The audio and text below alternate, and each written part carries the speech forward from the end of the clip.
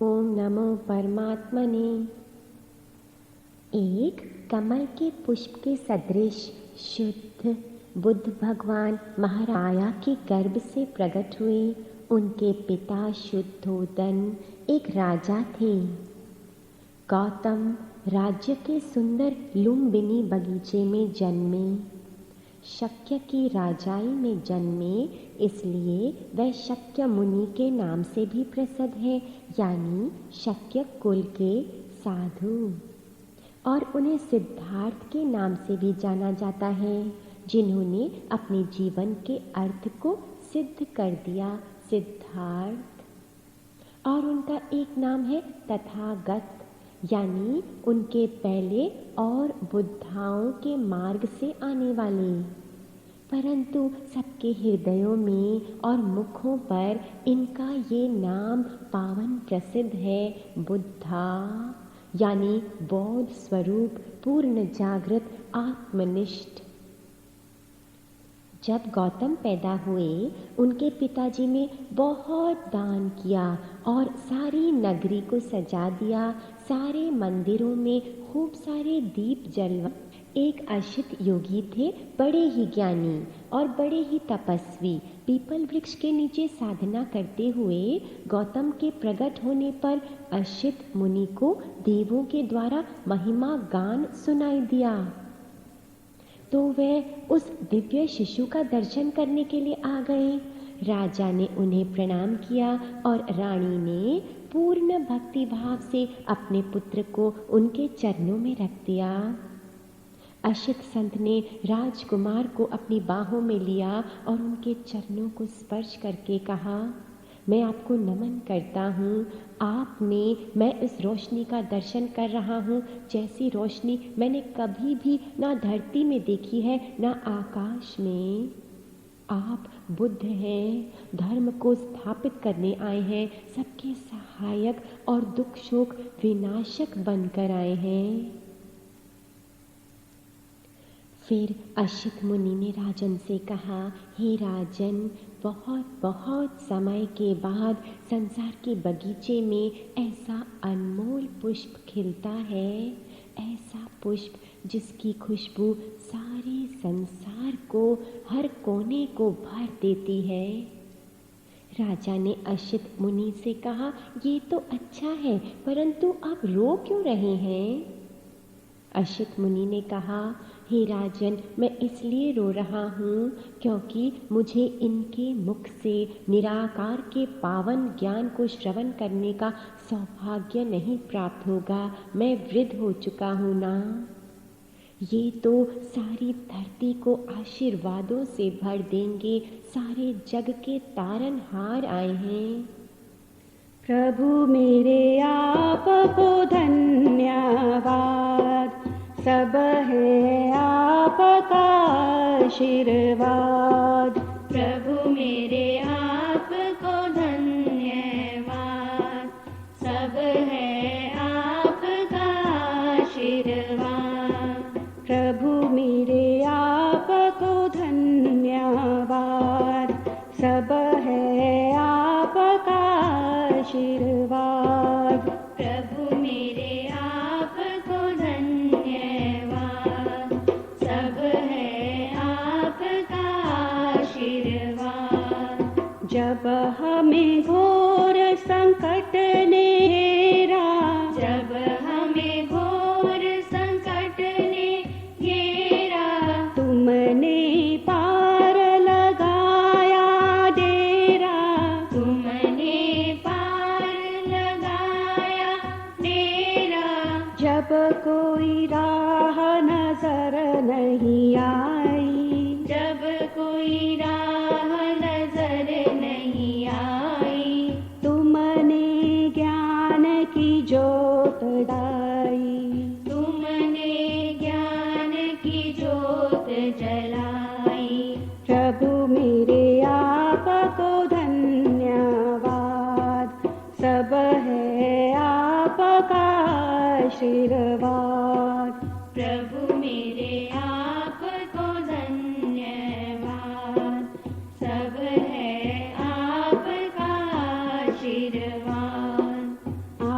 आपका सर पर रहे जो हाथ, आपका सर पर रहे जो हाथ, बन जाए हर बिगड़ी बात, बन जाए हर बिगड़ी बात। हमको आपने दिया जो प्रसाद, हमको आपने दिया जो प्रसाद, हम भय धन्य हुए आबाद, हम भय धन्य हुए आबाद। प्रभु मेरे आपको धन्यवाद, सब है आपका आशीर्वाद। प्रभु मेरे आपको धन्यवाद, सब है आपका आशीर्वाद। आपका सतह में रहेगा याद, आपका सत हमें रहेगा याद, सुन ली आपने हर फरियाद, सुन ली आपने हर फरियाद। हर दम रहते हमारे साथ, हर दम रहते हमारे साथ, चाहे दिन हो चाहे रात, चाहे दिन हो चाहे रात। प्रभु मेरे आपको धन्यवाद, सब है आपका आशीर्वाद। प्रभु मेरे आपको धन्यवाद, सब है आपका आशीर्वाद। प्रभु मेरे आपको धन्यवाद, सब है आपका आशीर्वाद। प्रभु मेरे आपको धन्यवाद, सब है आपका आशीर्वाद। आइए साधक जन बुद्ध भगवान की जीवन लीला का दर्शन करें। इन 9 सुंदर सुंदर चित्रों के द्वारा हम अपने मन के आकाश में इन 9 दिव्य दृश्यों को देखेंगे। पहले दृश्य में हम महारानी माया का दर्शन करते हैं। गौतम की माँ, वह सो रही हैं और एक स्वप्न देख रहे हैं। स्वप्न में वो दिखती हैं एक बहुत ही सुंदर सफ़ेद हाथी, दूध सा श्वेत है, ये स्वर्ग से नीचे उतरकर आ रहा है। जब वे जागती हैं तो वे जान जाती हैं कि कोई शुद्ध आत्मा प्रकट होने वाली है। सफ़ेद यानी अति पावन और हाथी कोमलता का प्रतीक है। ये सत्य है। गौतम कोमलता से भरे हुए शुद्धि और शांति की राह दिखाने के लिए प्रकट हुए। दूसरे चित्र में हम दर्शन कर रहे हैं गौतम के जन्म का। उनकी माँ बड़ी गुणवती और पवित्र हैं। इस सुंदर बगीचे में वह गौतम को जन्म दे रही हैं। गौतम प्रकृति की गोद में प्रकट हुए और संपूर्ण प्रकृति खिल उठी। तीसरे में हम देख रहे हैं 16 वर्ष के गौतम का ब्याह हो रहा है। हृदय की बड़ी पावन और देह की बहुत सुंदर यशोधरा के साथ। और यहाँ गौतम एक बहुत ऐश्वर्य का जीवन जी रहे हैं उन वैभवशाली महलों में जो उनके पिता ने उनके लिए विशेष बनवाए हैं।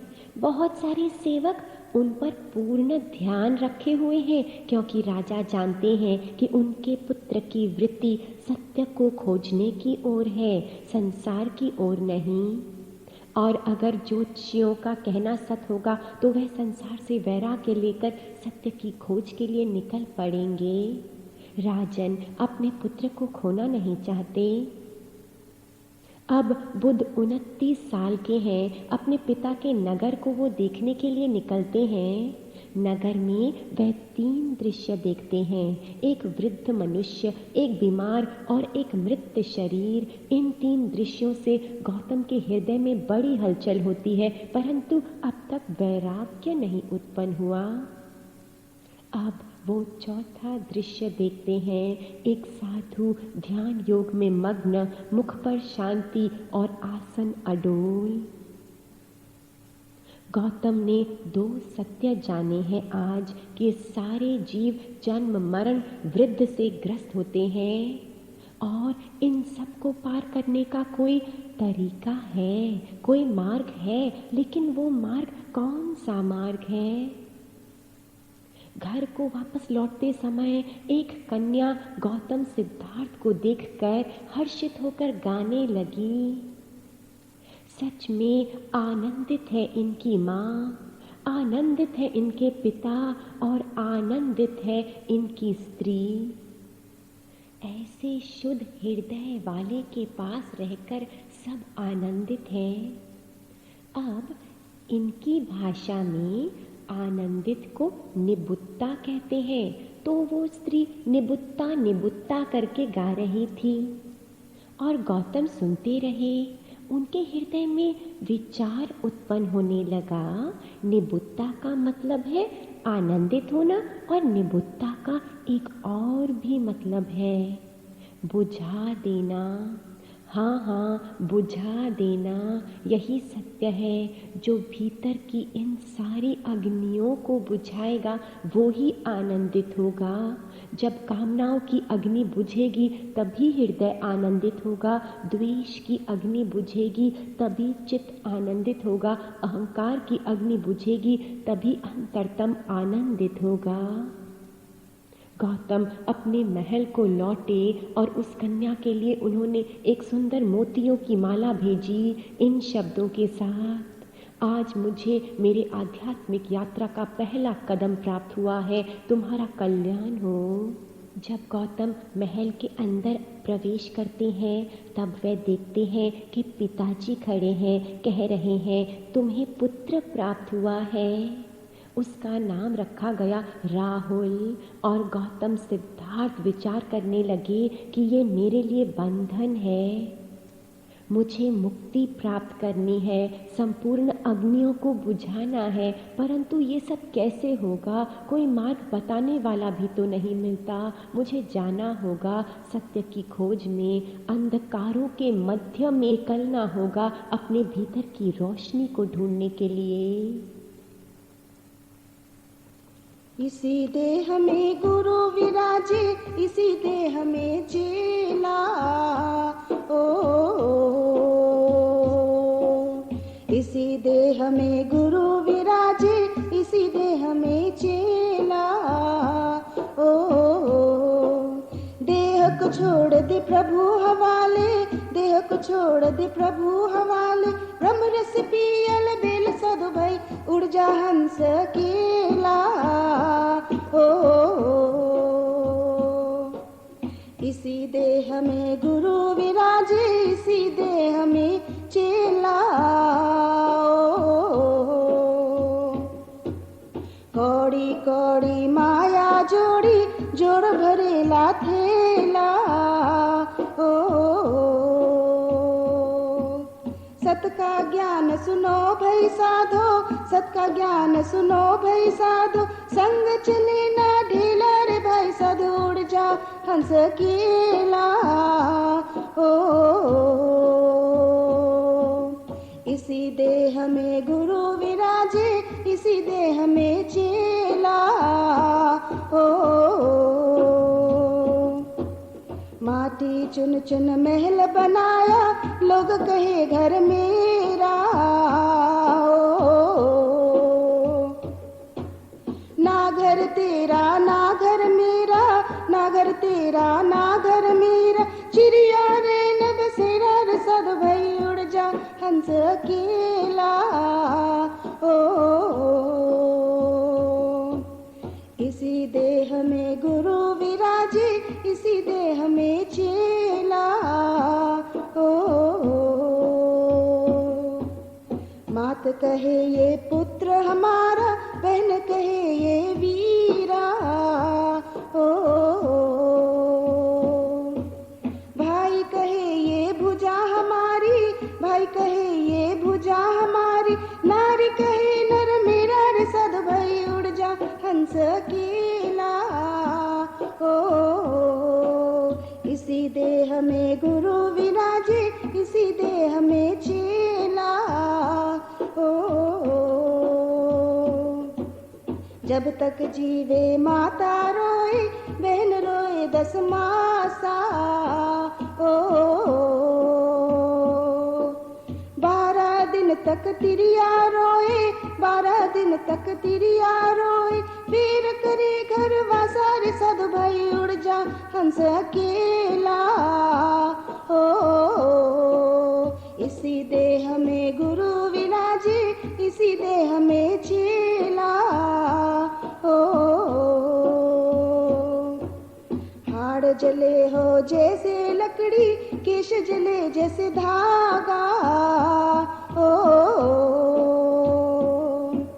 सोना जैसी काया जल गई, सोना जैसे काया जल गई, आत्म कर अनुरागा रे सद भई उड़ जा हंस अकेला, ओ इसी देह में गुरु विराजे, इसी देह में चेला, ओ इसी देह में गुरु विराजे, इसी देह में चेला, ओ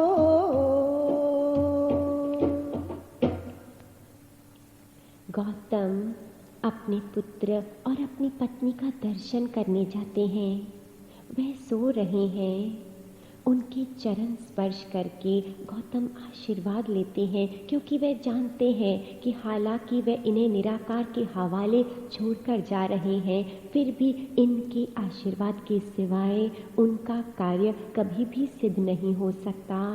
चांदना सारथी उनके साथ है। अपने श्वेत घोड़े कंटक पर चढ़ के वह दूर निकल जाते हैं नदी के पार। अपने सुंदर सुंदर वस्त्राभूषण उतारकर वह चांदना को दे देते हैं और अपने घोड़े कंठक को भी चांदना के हवाले करके कहते हैं, इसका ध्यान रखना, बड़े उपकार है इसके हम पर। फिर वे चांदना का वस्त्र ओढ़ लेते हैं, क्योंकि उन्होंने निमाणापन का वेश धारण कर लिया, प्रभु के सेवक बने। अपने ऐश्वर्य का तो त्याग कर ही दिया, अब अपनी सुंदरता को भी त्यागना होगा। वह अपने सुंदर केशों को काट देते हैं, फिर चांदना से कहते हैं, भाई हमें आशीर्वाद दीजिए। अब एक फकीर बनकर वह राजा गृहा नगर में प्रवेश करते हैं। उस देश में एक गुफा है, आज भी है ये गुफा, और वहाँ के सारे लोग इसे सोनार भंडार कहते हैं, यानी सोने का भंडार, क्योंकि यहाँ कुछ समय के लिए गौतम ने तप किया था। राजा गृहा एक बहुत वैभवशाली राज्य था। उस नगर के राजा बिंबिसार बड़े ही जिज्ञासु थे। वे जान गए कि यहाँ गौतम आए हैं। वे गुफा के अंदर जाकर गौतम से मिलते हैं, उन्हें अपना आधा राज्य अर्पण करते हैं। गौतम मुस्कुराते हैं, हे राजन, ये जीवन तो बंधन है, मैं राज्य में रहकर क्या करूँगा? मैं तो स्वतंत्रता की खोज में हूँ, मुझे आगे जाना है। कई लोग पूछते हैं, इतनी दूर गौतम राजा गृहा में क्यों आए? इसका जवाब शायद ये है कि राजा गृहा में बड़े बड़े विद्वान और ज्ञानियों की सभा लगती थी। उसी खोज में गौतम यहाँ वहाँ घूम रहे थे, सत्य और ज्ञान की खोज में। अब वो चुपचाप ध्यान लगा के इस गुफा में बैठे हैं। साधो चुप काहे संसारा, साधो चुप काहे संसारा, साधो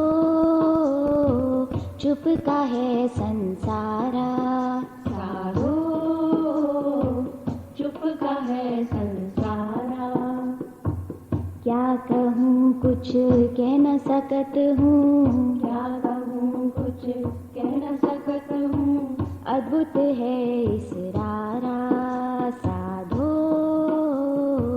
चुप का है संसारा। साधो चुप का है संसारा। धरती भी चुप है, गगन भी चुप है, धरती भी चुप है, गगन भी चुप है। चुप है जल परिवारा। पवन पावन सूरज भी चुप है, पवन पावन सूरज भी चुप है। चुप है चांद और तारा। साधो चुप का है संसारा। साधो चुप का है संसारा। ब्रह्मा भी चुप है, विष्णु भी चुप है, ब्रह्मा भी चुप है, विष्णु भी चुप है। चुप है शंकर प्यारा। अगम भी चुप है, निगम भी चुप है, अगम भी चुप है, निगम भी चुप है। चुप है प्राण आधारा। साधो चुप का है संसारा। साधो चुप का है संसारा। अंदर भी चुप है, बाहर भी चुप है, अंदर भी चुप है, बाहर भी चुप है। चुप है ये ब्रह्म प्यारा। आदि भी चुप है, अंत भी चुप है, आदि भी चुप है, अंत भी चुप है। चुप है सिरजनहारा। साधो चुप का है संसारा। साधो चुप का है संसारा। हम भी चुप हैं, तुम भी चुप हो, हम भी चुप हैं, तुम भी चुप हो। चुप है सब विस्तारा। सर्वानंद चुप में चुप है, सर्वानंद चुप में चुप है। चुप में कर दीदारा। साधो चुप का है संसारा। साधो चुप का है संसारा। क्या कहूँ कुछ कह न सकत हूँ, क्या कहूँ कुछ कह न सकत हूँ। अद्भुत है इसरारा। साधो चुप का है संसारा। साधो चुप का है संसारा। साधो चुप का है संसारा। ज्ञान की प्यास में गौतम योग के साथ बड़े संयम करते थे। वह किसी के आगे भी झुकने के लिए तैयार थे जो भी उन्हें सत्य का मार्ग बताए। वह कुछ भी त्यागने के लिए तैयार थे तत्व की प्राप्ति के लिए। अनेक साधुओं से वह बड़े भिन्न भिन्न योगाभ्यास के तरीके सीखते हैं, परंतु उन्हें पूर्ण संतुष्टि नहीं हो रही। वह प्राणायाम का अभ्यास करते हैं, योग का अभ्यास करते हैं। फिर गौतम 5 ब्राह्मणों से मिलते हैं जो शरीर को अनंत तपा रहे हैं। गौतम भी उनके साथ लग जाते हैं। बहुत बड़े बड़े तप करते हैं ये। गौतम रोज अपने भोजन पानी को घटाते जा रहे हैं। अब तो वह बिल्कुल ही निमित्त मात्र खा रहे हैं और अब कुछ भी नहीं खा रहे। ये 5 ब्राह्मण उनका तप देखकर बड़े प्रभावित होते हैं, उनके शिष्य बन जाते हैं। परंतु गौतम अब हड्डियों का पिंजर बन के रह गए। एक दिन वह अति थकान के कारण गिर जाते हैं। बहुत समय तक बेहोश रहते हैं। जब जागते हैं तो विचार करते हैं, ये घोर तप तो कदाचित सत्य मार्ग नहीं बता सकता। इसके द्वारा तो शरीर बेकार हो जाता है, प्रज्वलित नहीं होता। इसमें तो पूर्ण तमो गुण है, सतो गुण नहीं। अब मैं क्या करूं? इतने समय तक अलग अलग साधन किए, सबसे मौन भी कर लिया, लेकिन सत्य के जरा सा भी करीब नहीं हुआ। अच्छा, अब कोई और पथ अपना लूँगा। बुद्ध थोड़ा थोड़ा भोजन खाने लगे। 5 ब्राह्मण उनमें विश्वास खो बैठे, ये तो तपस्वी ही नहीं है, उन्हें छोड़कर चले गए। बैसाखी का दिन है, 7 साल गुजर गए हैं खोजते खोजते। एक दिन कुछ कन्याएं वहाँ से गुजरती हैं। वे कुछ बजा गा रही हैं। क्या गा रही हैं? उनमें से एक सितार बजाती हुई गा रही है। नृत्य तो सुंदर सत्य कब होगा? जब सितार सही बजेगी, स्वरित बजेगी। हाँ, सितार के स्वर सही होने चाहिए, ना ऊंचे ना नीचे।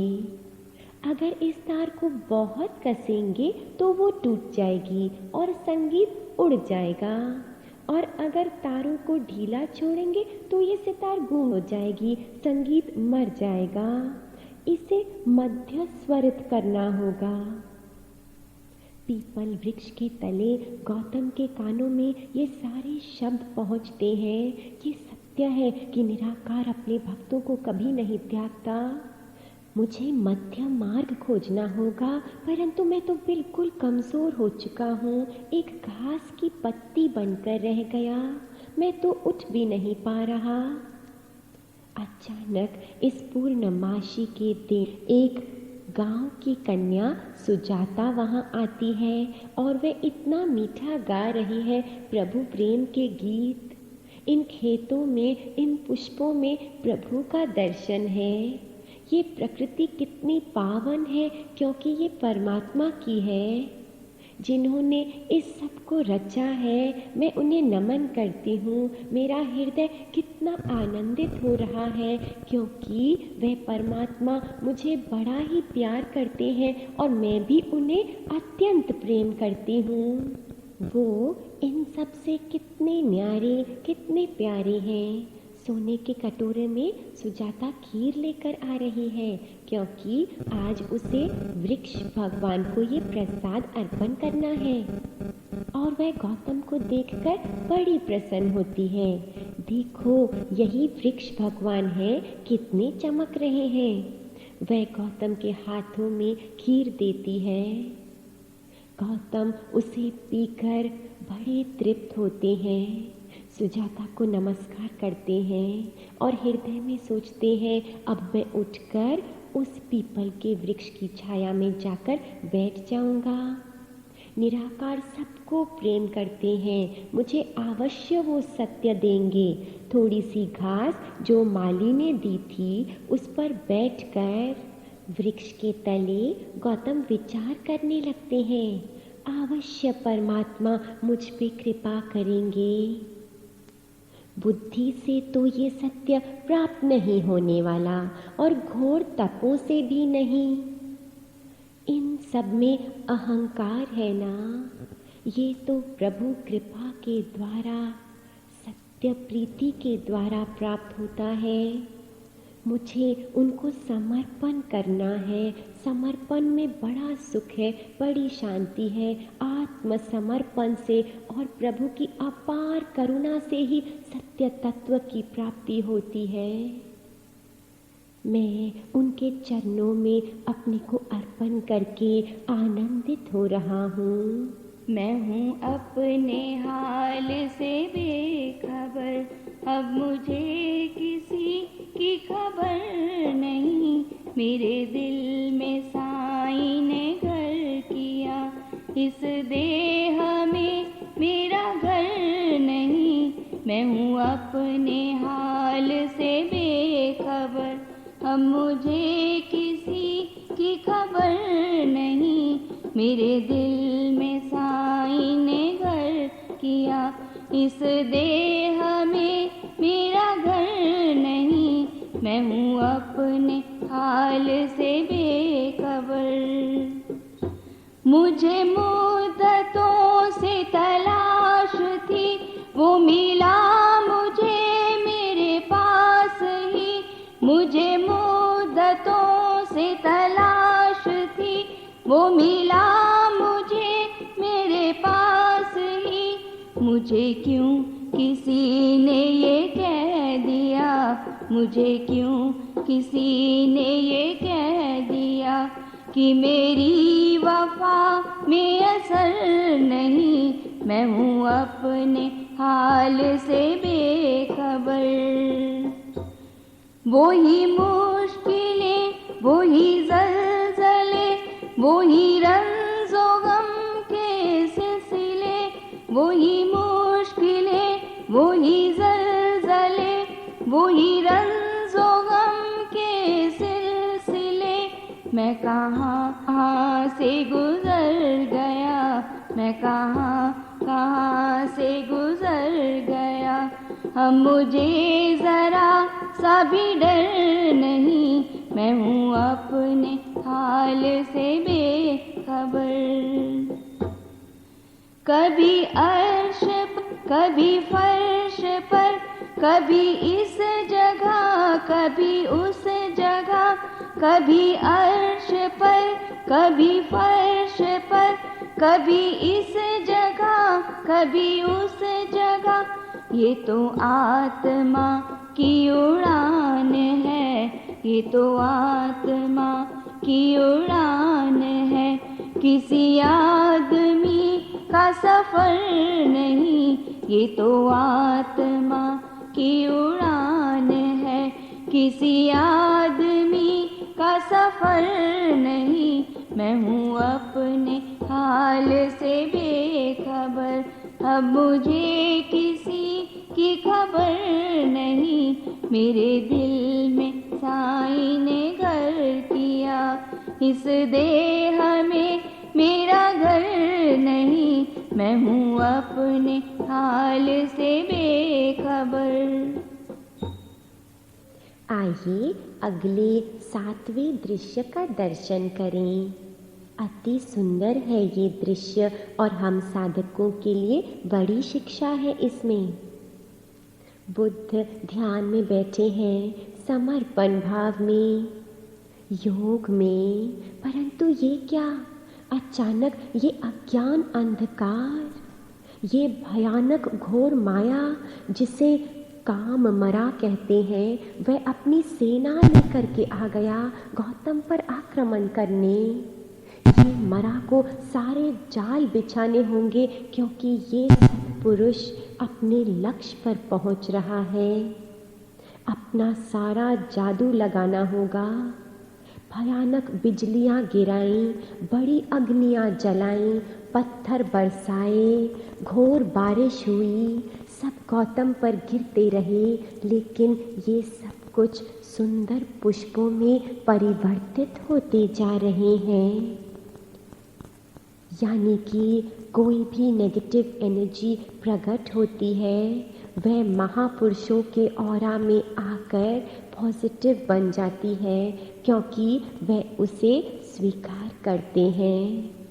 वह इन भयानक परिस्थितियों को अपने प्यारे परमात्मा का प्रसाद मानते हैं ना। ये परिस्थितियाँ उन्हें और दृढ़ और आत्मा की ओर ले चलती हैं, इसलिए वो बाहें पसार कर इन्हें स्वीकार करते हैं। मुझे धूप छाँव का गम नहीं, तेरे कांटे फूलों से कम नहीं, मुझे जान से भी अजीज है जो तूने मुझको दिया पिया। तेरी शान तेरे जलाल को, तेरी शान तेरे जलाल को मैंने जब से दिल में बिठा लिया। मैंने सब चराग बुझा दिए, मैंने एक चराग जला दिया। तेरी शान तेरे जलाल को।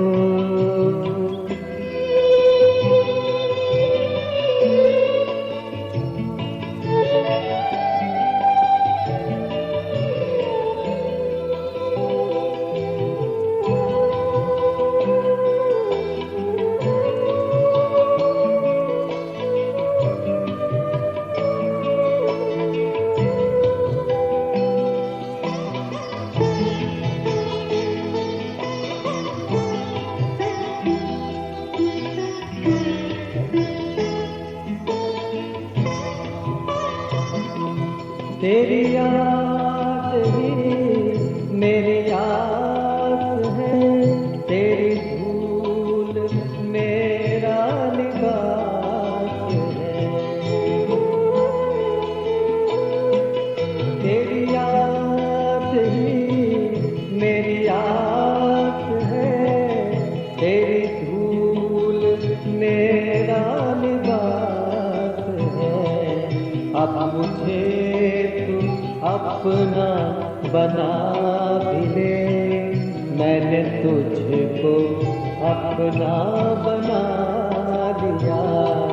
तेरी शान तेरे जलाल को।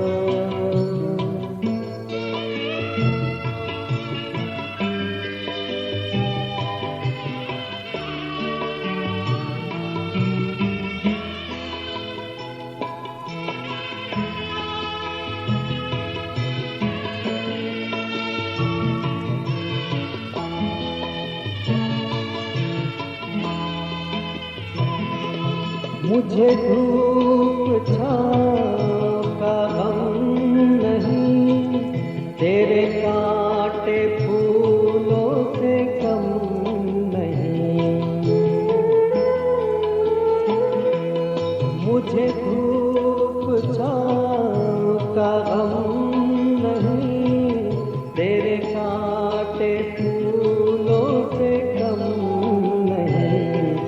मुझे जान से भी अजीज है इस चमन में तेरा दिया लिया। तेरी शान तेरे जलाल को।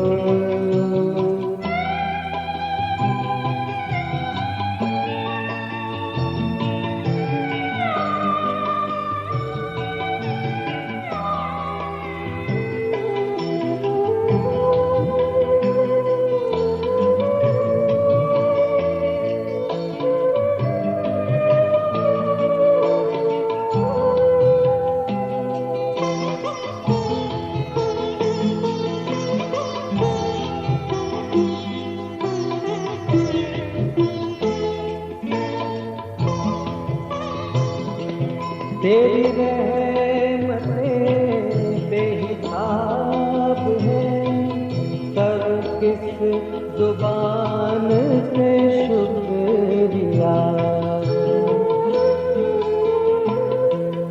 तेरी रहमतें बेहिसाब हैं, कर किस जुबान से शुक्रिया।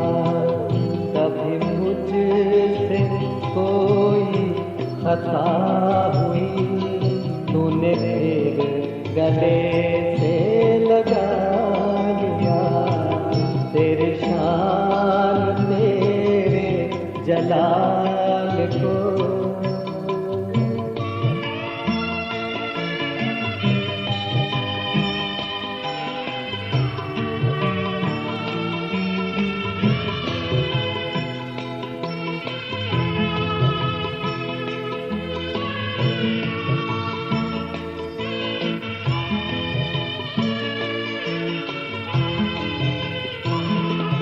तू अमीर है मैं गरीब हूँ, तेरा मेरा रिश्ता अजीब है।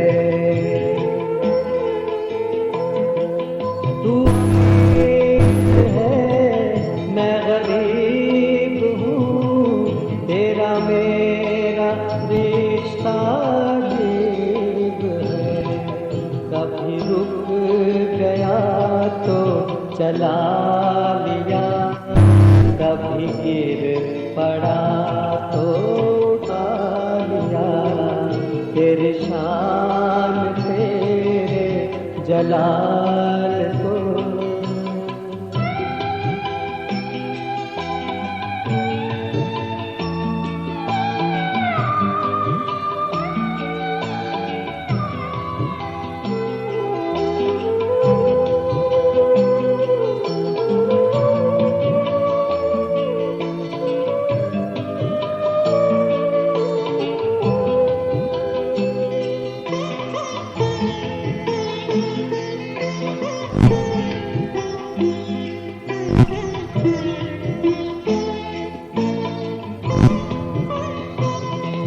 कभी आसमां पे है आदमी, कभी आदमी है जमीन पर, कभी आसमां पे है आदमी, कभी आदमी है जमीन पर। ये सजा भला उसे क्यों मिले जिसने अपने सर को झुका लिया। तेरी शान तेरे जलाल को,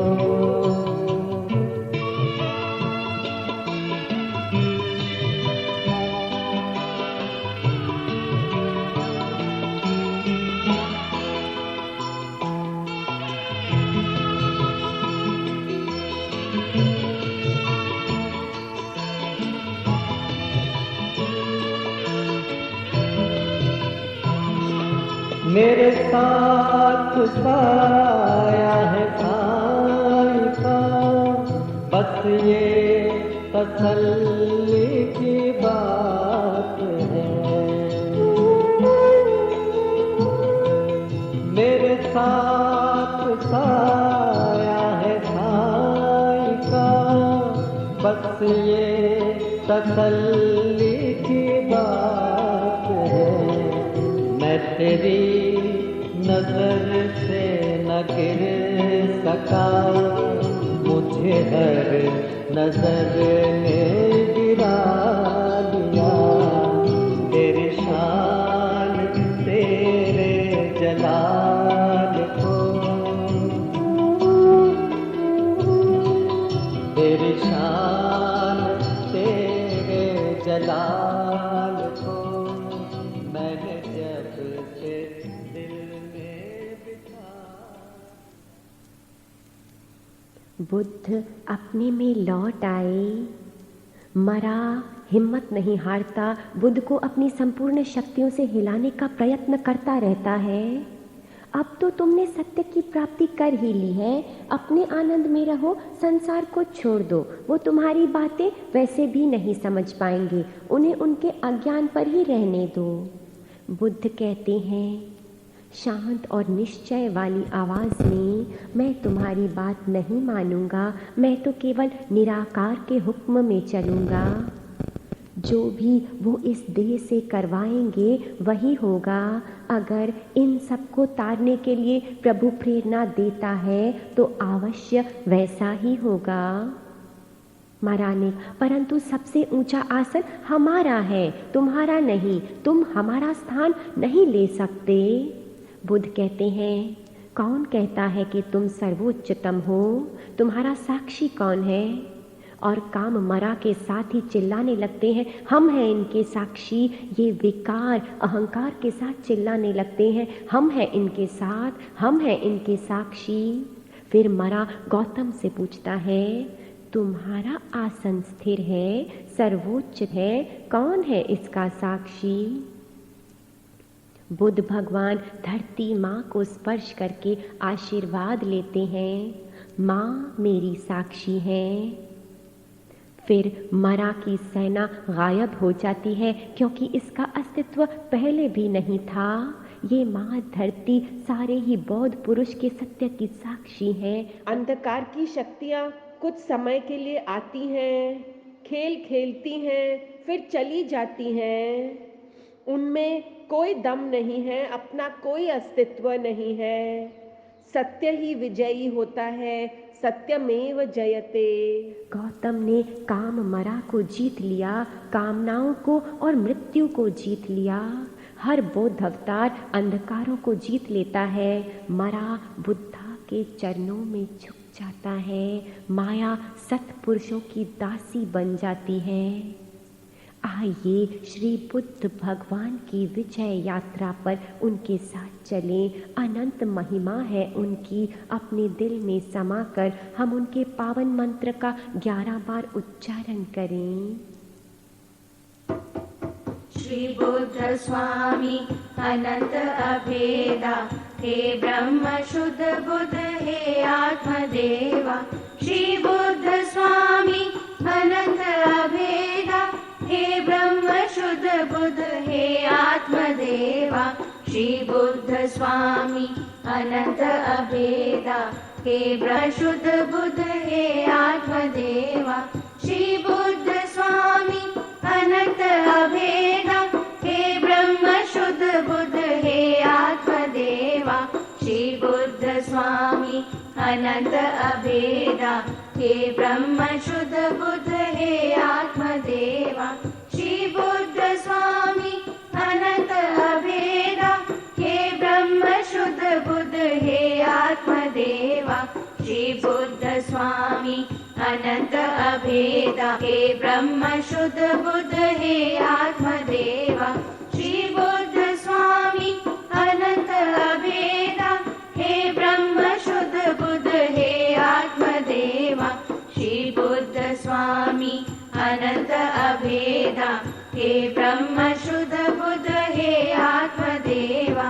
श्री बुद्ध स्वामी अनंत अभेदा, हे ब्रह्म शुद्ध बुद्ध हे आत्मदेवा। श्री बुद्ध स्वामी अनंत अभेदा, हे ब्रह्म शुद्ध बुद्ध हे आत्मदेवा। बुद्ध अज्ञान निद्रा से जाग उठे हैं। कोई उनसे पूछता है, क्या आप भगवान हैं या संत हैं या महापुरुष हैं? नहीं नहीं, वो कहते हैं, मैं तो केवल जागृत हूँ। इस अवस्था को निर्वाण कहते हैं, क्योंकि यहाँ पर कोई शब्द नहीं होता। भीतर संकल्प रहित ज्योत स्वरूप आत्मा होती है, केवल शांत आत्मा। ना मन, ना बुद्धि, ना ख्याल, ना शब्द, ना दृश्य। बुद्ध आत्मिक आनंद की अवस्था में पहुँच जाते हैं, उस ब्रह्मी स्थान पर जहाँ एक शुद्ध मन, विशुद्ध बुद्धि और प्रभु इच्छा को पूर्ण समर्पित हुआ योगी ही पहुँच पाता है। यहाँ वह बौद्ध पुरुष इंद्रियों का गुलाम नहीं होता, अपनी आत्मा के साम्राज्य का स्वामी होता है। परमात्मा की प्रेरणा से बुद्ध भगवान उन 5 ब्राह्मणों के पास जाते हैं, सरनाथ। 5 भिक्षु उन्हें देखते हुए आपस में कहते हैं, देखो देखो, हार के चला आ रहा है, हम उन्हें कुछ सम्मान नहीं देंगे, बात भी नहीं करेंगे। गौतम करीब आते हैं, उनमें ये क्या टपक रहा है? सत्य, ब्रह्म और नूर। और वह 5 ब्राह्मण उन्हें देखकर दंग रह जाते हैं, ये तो कोई महाशक्ति है। वह उनकी शुद्धि की ओर खिंचे चले आते हैं, जिनसे बात भी नहीं करनी थी वह उनके लिए दौड़ रहे हैं। कोई कुर्सी, कोई पंखा और कोई जल लेकर आ रहा है। सरनाथ में बुद्ध ने मध्य मार्ग का उपदेश दिया। आत्मा की प्राप्ति के लिए भोग कोई रास्ता नहीं और त्याग भी कोई रास्ता नहीं। मार्ग तो केवल यही है कि अपने को बहुत शुद्ध करना है। ये 8 कदमों के द्वारा इन 8 सत्यों को जानो। इस मार्ग पर चलकर तुम बौद्ध अवस्था में पहुंच जाओगे। इस मार्ग का पहला कदम है सही धारणा, प्रकृति को विकार सहित जानना और उसे सहन करना, पुरुष को परम सत्य जानना और उन्हें हृदय में बसाना, उन्हें समर्पण करना। दूसरा कदम है अहंकार को छोड़ते जाओ, हर बार झुकते जाओ, छोड़ते जाओ, क्योंकि ये बहुत दुख देने वाला है। तीसरा, ये याद रखना कि सब कुछ परिवर्तनशील है, अपने को किसी से बांधना नहीं। चौथा कदम है सही रहनी, केवल सुनने बोलने से नहीं, तुम्हारा आचरण भी पवित्र होना चाहिए और तुम्हारा मन बड़ा शुद्ध होना चाहिए, किसी को भी दोष नहीं देना। पांचवा है सही कमाई जो भी श्रम से प्राप्त हो या परमात्मा की मर्जी से प्राप्त हो, उसमें संतुष्ट रहना, दूसरे के धन में मन न रखना, उनके गुणों में, उनकी स्त्री में या उनके जीवन को देखकर रीस न करना। जो तुम्हारे लिए श्रेष्ठ है, कल्याणकारी है, वही तुम्हारे करुणामय पिता परमात्मा तुम्हें बख्शते हैं। छठा कदम है सही प्रयत्न।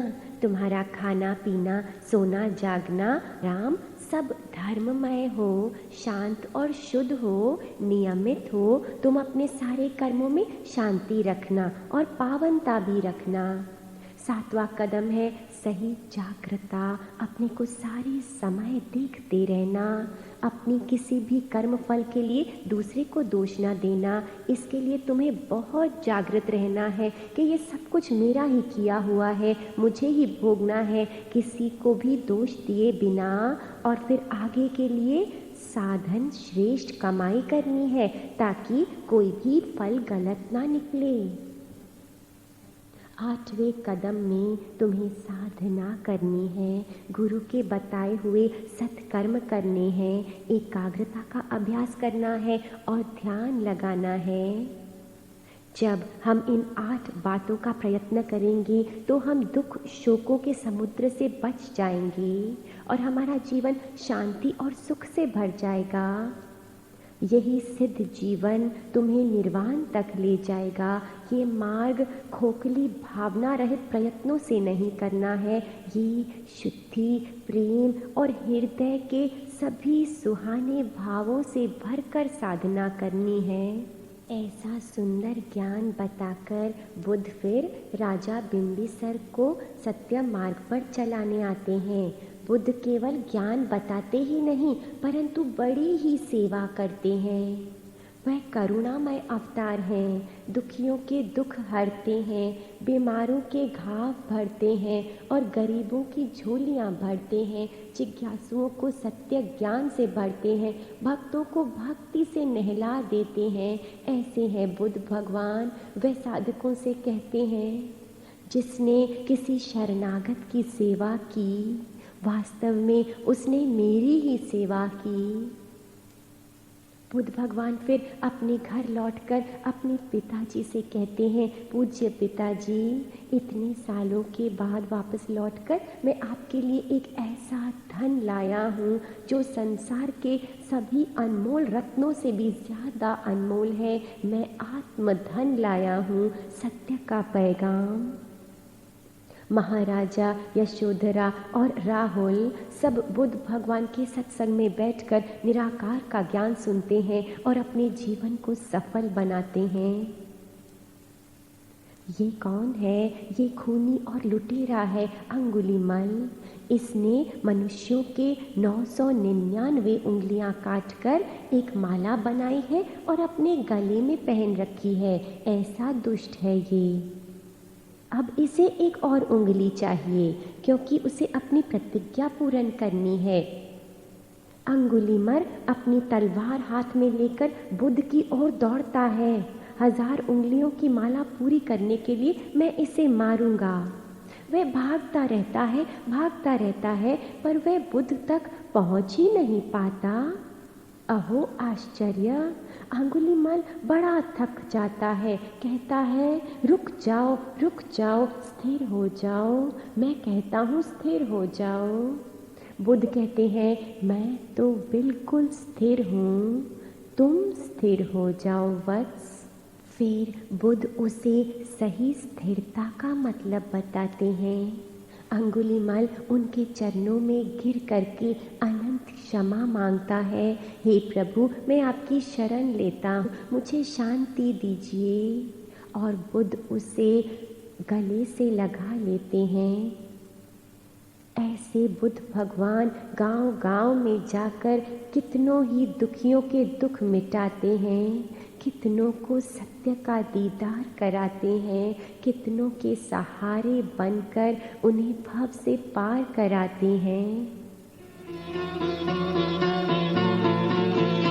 तेरा हाथ जिसने पकड़ा वो रहा न बेसहारा।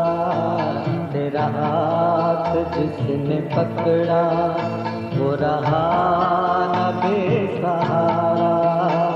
दरिया में डूब कर भी उसे मिल गया किनारा।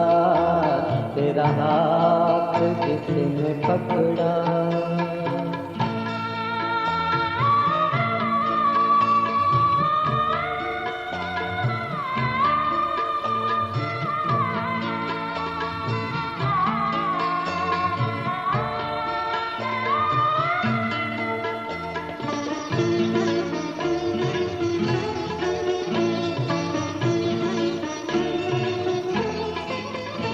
आनंद पा लिया है साईं के दर से आके।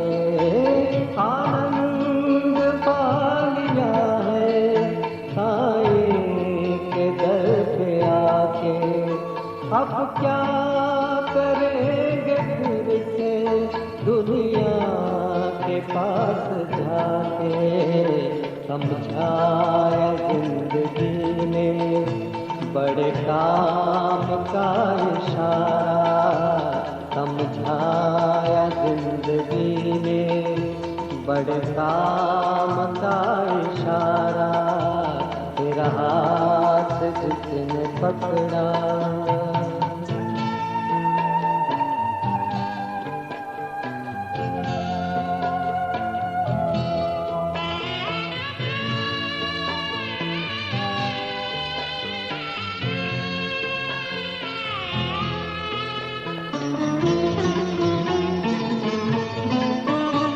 साईं से जो मिला है कहीं और क्या मिलेगा। साईं से जो मिला है कहीं और क्या मिलेगा। ये सिलसिला है भगवन से जा मिलेगा। ले जाए अब कहीं भी साईं की प्रेम धारा। ले जाए अब कहीं भी साईं की प्रेम धारा। तेरा हाथ जिसने पकड़ा।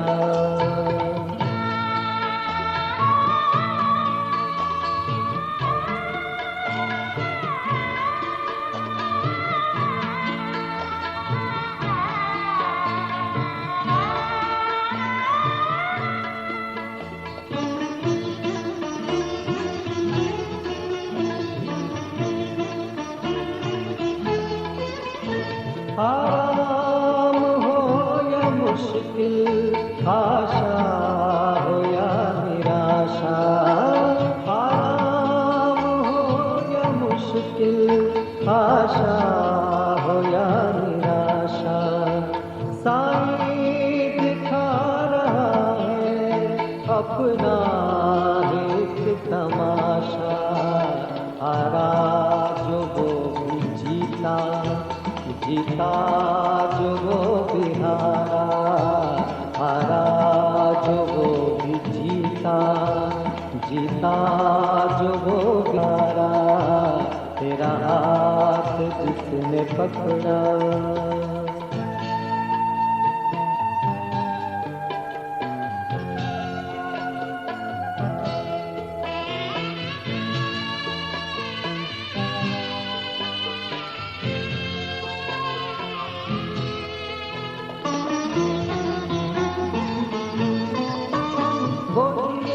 मेहरबान होके उसे ज्ञान दान देगा।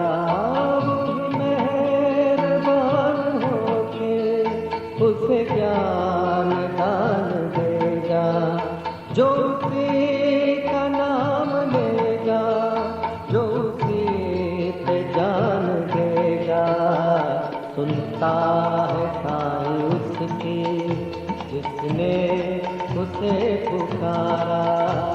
सुनता है साईं उसकी जिसने उसे पुकारा।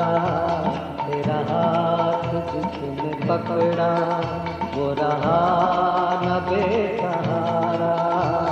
दरिया में डूब कर भी उसे मिल गया किनारा, तेरा हाथ जिसने पकड़ा। ये आखिरी दृश्य परम निर्वाण का सुंदर दृश्य महानिर्वाण है। ये 80 साल की उम्र में बुद्ध 2 साल के वृक्षों के मध्य लेटे हुए हैं। उनके सुंदर पुष्प उनके ऊपर अपनी पत्तियां बरसा रहे हैं, सुंदर और खिली हुई। बुद्ध भगवान आनंद भिक्षु से कहते हैं, आनंद सदा सत्य में रहना। आनंद जान गया कि उनके प्रभुदेव जा रहे हैं और वह विचार करने लगा, अहो शोक, स्वामी कितने करुणामय रहे हैं, मुझ पर उनकी अपार कृपा सदा बनी रही है। उन्होंने मुझे इतना संग दिया पर मैंने उसका लाभ ही नहीं उठाया, मैंने उनके सत्य को नहीं पहचाना, मैं अभी भी लक्ष्य को नहीं प्राप्त हुआ। बुद्ध कहते हैं, आनंद संगत को बुलाओ और सुनो, तुम रोना मत, तुम मुझे बहुत प्रिय हो, तुमने मुझे ऐसा प्यार किया है जो मापा ही नहीं जा सकता। आनंद, तुम अभी भी प्रयत्न करो, अपनी साधना को एक दिन के लिए भी नहीं छोड़ना और अवश्य अपने लक्ष्य को प्राप्त करना। संगत से बुद्ध भगवान ने कहा, ध्यान देना, प्रकृति की संपूर्ण वस्तुएं विनाश को प्राप्त होती हैं, परंतु आत्मा अपरिवर्तनशील है, अजर अमर अविनाशी है। ये इसकी प्राप्ति के लिए अपने को अवश्य शुद्ध करना और ये महान आत्मा स्वयं अपने में समा गई।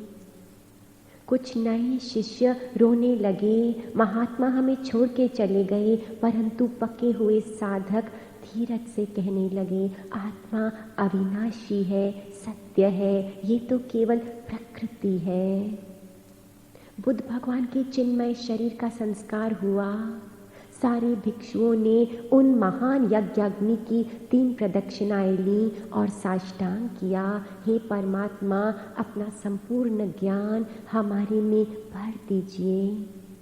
धनी है बुद्ध, ज्ञान के धनी, और साथ संगत को ऊपर उठाने में कितने निपुण हैं। एक राजकुमार जो हाथ में कटोरा लिए सबसे भिक्षा मांगता फिर रहा है, क्योंकि वह उन्हें बड़ी बड़ी कृपाएं देना चाहता है ना। अमृत वेले उठकर सबको नित्य सत्य पैगाम देते हैं बुद्ध भगवान, निराकार की असीम महिमा बताते हैं और आज वो सबके हृदय के सी बन गए। बुद्ध भगवान संगत से कहते हैं, तुम सदा इन सत्यों में ही रहना। एक बहुत शुद्ध हृदय चाहिए, एक बहुत मीठी वाणी चाहिए और अथक सेवा, एक करुणामय चित्त। यही वो लक्षण है जिसे सारा संसार पाकर तुमसे धन्य हो जाएगा। आइए इन सारे लक्षणों की प्राप्ति के लिए बुद्ध भगवान की टीका ज्योत जलाएं और मिलकर इस पावन पावन आरती का उच्चारण करें, बुद्ध भगवान की अनंत महिमा गाते हुए। नमस्ते तव बोधावतार, संत तरणे जग कल्याणे। नमस्ते भूले बख्शनहार, संत तरणे जग कल्याणे। नमस्ते पूर्ण आत्माकार, संत तरणे जग कल्याणे। नमस्ते सतलखावनहार, संत तरणे जग कल्याणे। नमस्ते गुरु तारनहार, संत तरणे जग कल्याणे। नमस्ते करे सब संसार, संत तरणे जग कल्याणे। नमस्ते प्रभु दुष्ट संहार, संत तरणे जग कल्याणे। नमस्ते जीव प्राणाधार, संत तरणे जग कल्याणे। नमस्ते निराकार, संत तारणे जग कल्याणे, नमस्ते सबके आधार, संत तारणे जग कल्याणे, नमस्ते हे ब्रह्म निराकार, संत तारणे जग कल्याणे, नमस्ते शुद्ध एकाकार, संत तारणे जग कल्याणे, नमस्ते कमलासनधार, संत तारणे जग कल्याणे, नमस्ते हे आनंद द्वार, संत तारणे जग कल्याणे, नमस्ते योर एकागार, संत तारणे जग कल्याणे, नमस्ते चित पावनहार, संत तारणे जग कल्याणे, नमस्ते गुण ज्ञान भंडार, संत तारणे जग कल्याणे, नमस्ते तत्व सत्य के सार, संत तारणे जग कल्याणे, नमस्ते सर्वजाननहार, संत तारणे जग कल्याणे, नमस्ते भक्त खेवनहार, संत तारणे जग कल्याणे, नमस्ते प्रभु बारंबार, संत तारणे जग कल्याणे, तव कर कमल वरे दाता, अद्भुत आशीर्वाद, हे बुद्धा भक्त शरण प्रपदे विधाता, बोध स्वरूपा ब्रह्म अरूपा, जय श्री बुद्ध हरे, जय श्री बुद्ध हरे, जय श्री बुद्ध हरे, तव कर कमल वरे दाता, अद्भुत आशीर्वाद, हे बुद्धा भक्त शरण प्रपदे विधाता, बोध स्वरूपा ब्रह्म अरूपा, जय श्री बुद्ध हरे, जय श्री बुद्ध हरे, जय श्री बुद्ध हरे, तव कर कमल वरे दाता, अद्भुत आशीर्वाद, हे बुद्धा भक्त शरण प्रपदे विधाता, बोध स्वरूपा ब्रह्म अरूपा, जय श्री बुद्ध हरे, जय श्री बुद्ध हरे, जय श्री बुद्ध हरे। धीरे से उठकर हम अपने ही स्थान पर 3 प्रदक्षिणा लेते हैं, 3 प्रार्थनाओं को हृदय में लेकर। हे भगवान बुद्ध, बुद्धं शरणं गच्छामि, हम आपके बौद्ध अवस्था की शरण लेते हैं, आपकी आत्मा की शरण लेते हैं। धम्मं शरणं गच्छामि, हम आपके शुद्ध आचरण की शरण लेते हैं, धर्म वाले मार्ग की शरण लेते हैं। संघम शरणं गच्छामि, हम आपके साथ संगत की शरण लेते हैं, हमें सदा संगत की पनाह में रखना। आइए मिलकर कीर्तन करें और धन्य हो जाएं। बुद्धं धम्मं शरणं, सत्यं संघं शरणं, बुद्धं धम्मं शरणं, सत्यं संघं शरणं, बुद्धं धम्मं शरणं, सत्यं संघं शरणं, बुद्धं धम्मं शरणं, सत्यं संघं शरणं, बुद्धमयं शरणमयं सुन्दरामयं,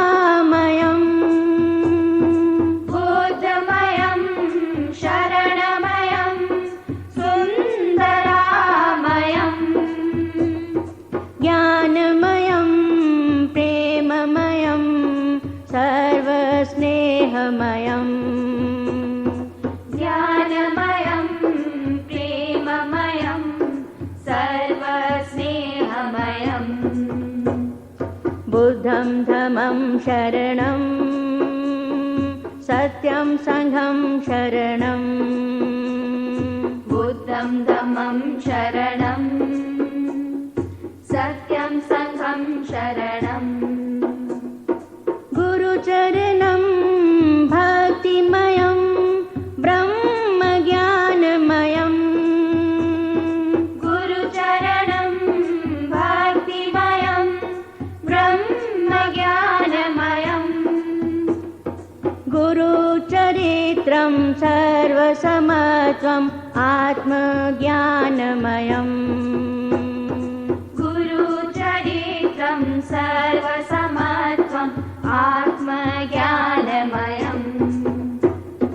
बुद्धं धम्मं शरणं सत्यं संघं शरणं बुद्धं धम्मं शरणं सत्यं संघं शरणं बुद्धं धम्मं शरणं सत्यं संघं शरणं बुद्धं धम्मं शरणं सत्यं संघं शरणं बुद्धं धम्मं शरणं सत्यं संघं शरणं बुद्धं धम्मं शरणं